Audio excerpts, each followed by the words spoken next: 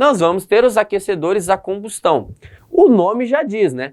Você vai ter a queima de algum combustível.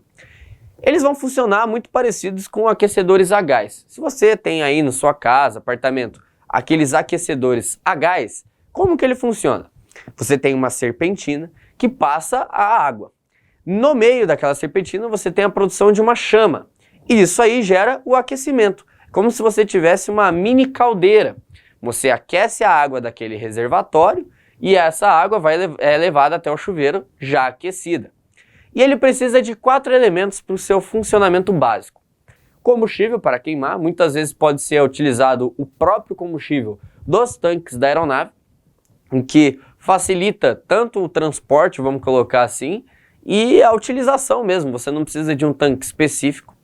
Ignição para inflamar o combustível, então você vai precisar de uma vela, né, ou incandescente, ou então uma por centelha mesmo comum, como a gente já está mais acostumado.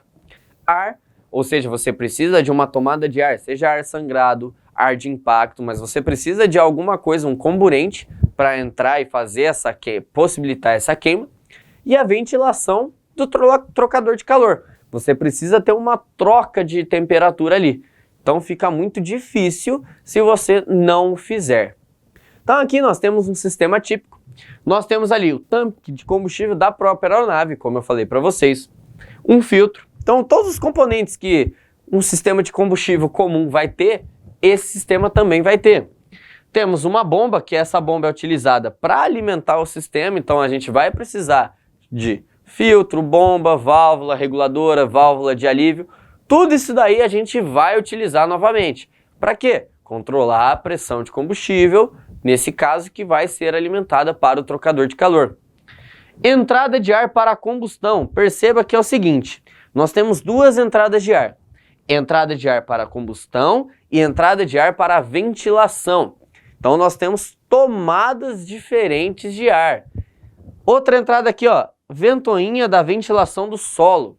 Quando a gente está em solo, muitos sistemas, tanto de aquecimento quanto de ar-condicionado, ou seja, de resfriamento, perdem e muito a sua capacidade, porque você não tem aquele ar de impacto mais, você vai ter somente o ar estacionário. Então é comum você ter essas ventoinhas para empurrar, forçar esse ar a circular por dentro do trocador ou do ar-condicionado.